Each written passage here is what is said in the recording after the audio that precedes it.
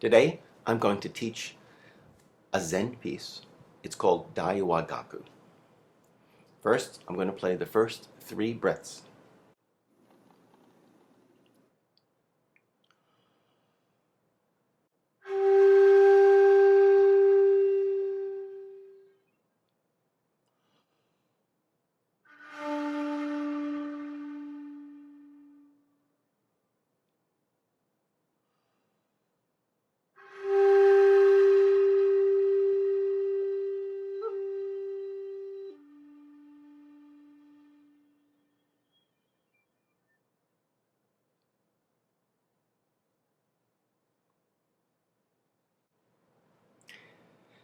There might be something missing from your playing. I see that there are fantastic performances of the Shakuhachi on the internet, but what I don't see is a feeling of spaciousness, of emptiness, and in Japanese culture, they would say the void. Uh, what is that magic that makes notes come alive? You know, great musicians will tell you it's not the notes, it's the spaces between the notes. And first realization I had of that was when I discovered harpsichord music long ago, and I realized, wow, without volume changes, your timing is everything, and timing is really everything. But what about when you get to meditation? The timing is your breath. So let me see. Breathe in, breathe out. Well, let me get comfortable. Let me get centered. You have to be centered to play this music. Now, there's something about the blowing that's special with this piece, Daiwagaku, and that it's natural blowing, it's open blowing. So the flute, it's not a very efficient shape, the top of the bamboo shakuhachi, because all this air is lost, and it makes an airy sound, but that's considered a beautiful sound. So now, since I can go and make all kinds of special effects and buzzy sounds and make loud, wild sounds and serene, clean sounds, what if I just breathe naturally over the flute? And so that's what you heard. So getting back to the void, what is that? How long should you wait? Well, you know, on videos before I've said listen to the sound trail out, try to maintain that tone for a long time, and then when it's completely gone, then pause, and then start the next note. But now I want to take it another step. The composer Jin Nyodo was the greatest composer of the 20th century and the greatest performer, and that's pretty much undisputed in the shakuhachi world. And he also went throughout Japan trying to salvage and save the repertoire of the shakuhachi. And so he went from temple to temple and learned from the masters, from the old masters that were alive then. He wrote them down, sometimes verbatim, sometimes he arranged them, and he taught them. So Jin Nyodo passed it along to as many people as possible, and he also taught a man named Yodo Kurahashi. So that Yodo Kurahashi in Kyoto taught it to my teacher, Rani Nyogatsu Reishin Selden. And so that's the hierarchy. In fact, Jin Nyodo, Rani's name is Nyogetsu. My name is Nyohaku. These names are names that are given by your teacher when you have really become just so full of the spirit of what the shakuhachi is all about, the spirit of your teacher. Your teacher will give you a name just used for performance. It's recognition, but it's performance. So we call it a teaching license, we call it a half teaching license, a full teaching license, a grandmaster license, and all these big titles. But really, what we're talking about is passing on the shakuhachi tradition. And what is it? Is it repertoire? Is this something mystical? No, you really just spend a lot of time one-to-one with your teacher. You get to know them. And what your teacher is doing is playing from the heart. And that's the key here. You're playing from the heart, and you're playing in touch with yourself and the world around you. So Jin Nyodo composed this as an expression of music being something that's just oozing out of the universe itself. We're just tapping into that source. And so there's a lot of profoundness in this idea. Dai, big, big. Wa is the harmony of the balance of yin and yang, the tuning of the universe. And gaku is music. Daiwagaku. So the yin and the yang can be represented by the two main notes of the shakuhachi, the rei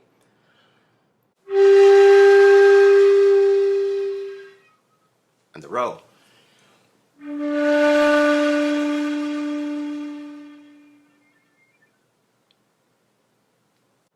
And everything springs from that.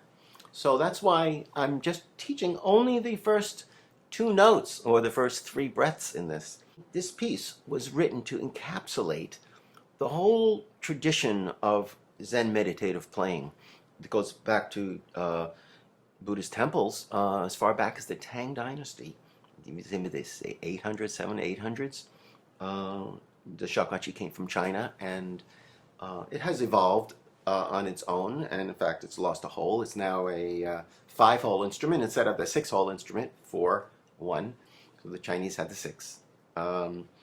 So the world has changed a lot, and this piece was written in the 20th century as an introduction, so to speak, of the shakuhachi to people who are players and they want to learn about this very old tradition of playing in a monastic environment. In 1940-41, Jin Nyodo was commissioned by the government to write a piece that would encapsulate this tradition, that would be something of the Japanese spirit in them when they went off to war.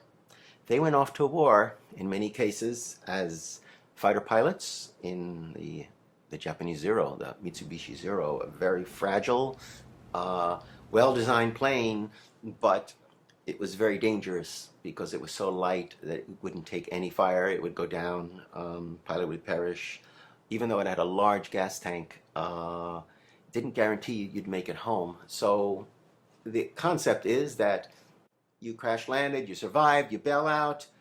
I guess you've got your shakuhachi strapped to you with your score and a fingering chart.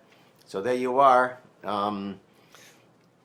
staying alive and in your spare time keeping your sanity and developing your spirit by playing Daiwagaku and teaching yourself the shakuhachi.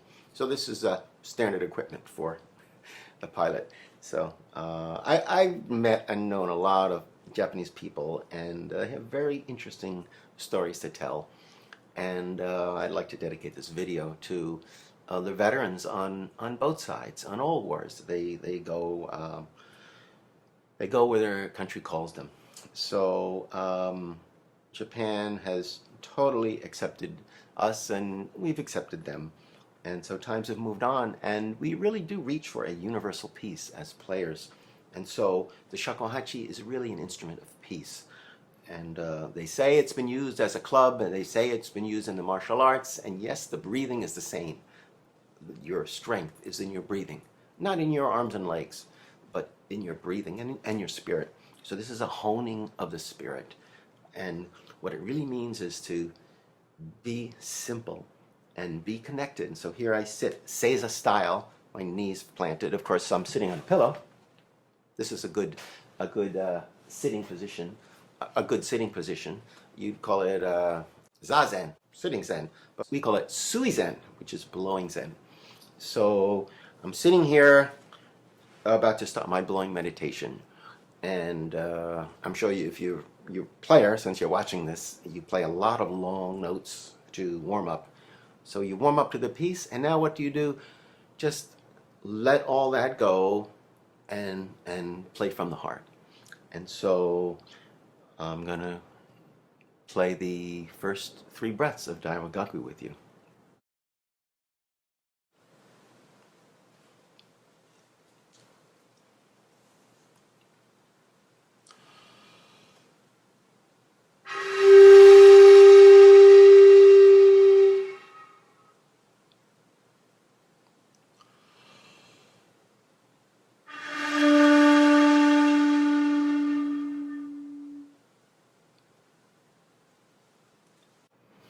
Did you notice how the air just abruptly fell away? You see, it's not a very efficient way to make a flute, to just blow over the top and blow softly, because at a certain point there's just not enough air to work its way down through the tube.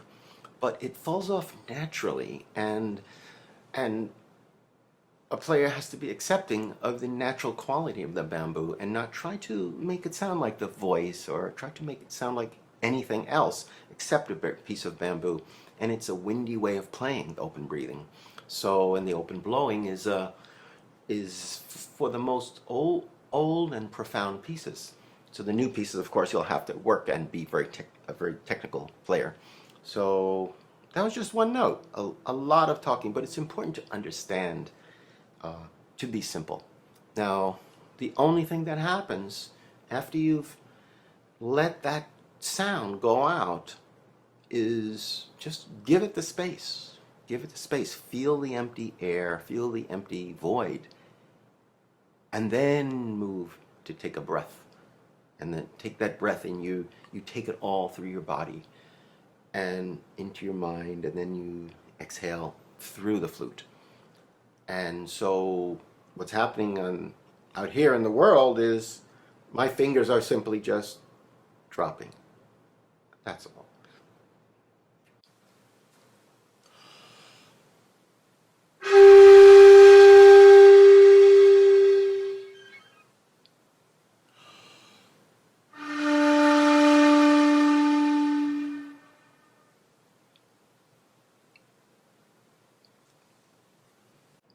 So the third breath, which is the last breath I'll do here, it's a repeat of that. The first was the yin and then the yang. So you combine these two, and you could see them as possibly the male and the female in balance. And from this springs a whole musical piece, or life as we know it.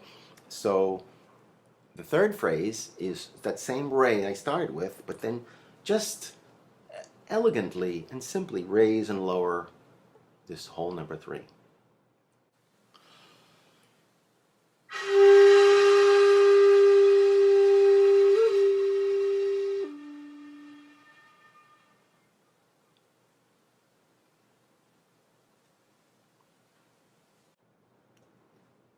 That's it.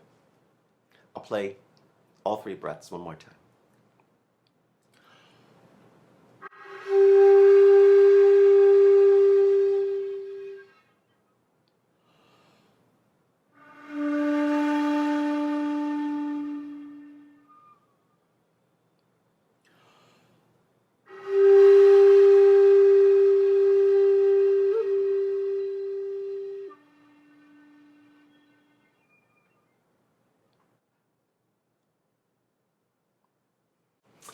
So good luck with Daiwagaku, and you can freeze frame the score by looking at the video freeze frame. Here is the score that was written out by my teacher's teacher, written from memory, and he had a copy and he had learned it from Jin Nyodo himself. Here's Jin Nyodo's handwriting. These are some of the books that he made to save Shakuhachi from oblivion.